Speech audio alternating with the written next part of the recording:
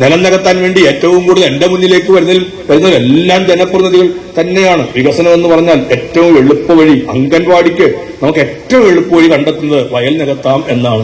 ഇതിലൂടെയാണ് മറ്റ് എളുപ്പ വഴികളിലേക്കും കുറുക്ക വഴികളിലേക്കും പോകുന്നതെല്ലാം. ഒരു നിലം നികത്തി കിട്ടിയാൽ ബാക്കി കൂടി അതിനനുസരിച്ച് നികത്താൻ പറ്റുമെങ്കിൽ ആദ്യത്തെ പടിയായിട്ട് ചെയ്യുകയാണ്. വഴി കിടക്കുന്നിടത്ത് ഗണപതി കടിക്കുന്നതൊക്കെ പറഞ്ഞതുപോലെയാണ്. അവർ പെട്ടെന്ന് തന്നെ ഏറ്റവും പ്രതിഭരായിരുന്നു. അംഗൻവാടിക്ക് വേണ്ടി ഭൂമി വെറുതെ വിട്ടുകൊടുക്കുന്ന ഏറ്റവും പ്രമുഖരായ ആൾക്കാരായി അവരെ പെട്ടെന്ന് വാഴ്ത്തുകയാണ് നമ്മൾ ജനപ്രതിനിധികളെല്ലാം കൂടി ചേർന്നിട്ട്. ഞങ്ങൾ ഫാമിലേക്ക് നോക്കുന്നത് ഇത് വേറെ എന്തെങ്കിലും ഒന്നും ഒക്കുന്നില്ല എങ്കിൽ കക്കൂസ് മാലിന്യം സംസ്കരിക്കാനെങ്കിലും ഒരിടമായിട്ട് ഫാമുകളെ കിട്ടുമോ എന്നുള്ള ചിന്തകൾ ഉണ്ടായിരുന്നു. എല്ലാ ഫാമുകൾക്കകത്തേക്കും ചിലർ പറഞ്ഞു നല്ല വളമല്ലേ, അതൊന്ന് അടുത്തതായി നമ്മുടെ മുമ്പിലേക്ക് അവതരിപ്പിക്കുകയായിരുന്നു. നമ്മളെ അങ്ങ് സഹായിക്കാൻ വേണ്ടിയാണ് എന്ന് ആരും ധരിക്കരുത്. സഹായിക്കാൻ വേണ്ടിയുള്ള പദ്ധതികളായിരുന്നില്ല അതൊന്നും.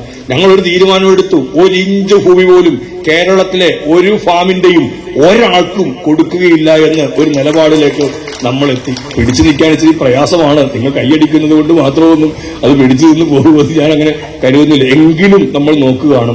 തോൽക്കുന്ന യുദ്ധത്തിലെ പടയാളികൾ എന്നൊക്കെ പറയുമായി, പക്ഷെ തോൽക്കുകയില്ല എന്ന് മനസ്സുറപ്പിച്ചു നിന്നാൽ നമുക്ക് ആർക്കും അതൊന്നും കൊടുക്കണില്ല. അതുകൊണ്ട് 1 ഇഞ്ച് ഭൂമി പോലും വെറുതെ ഇടാതെ ഓരോ ഫാമിനെയും നമുക്ക് ആ തലത്തിൽ തന്നെ ഉയർത്തിയെടുത്ത് കൊണ്ടുവരേണ്ടത് അനിവാര്യമാണ്.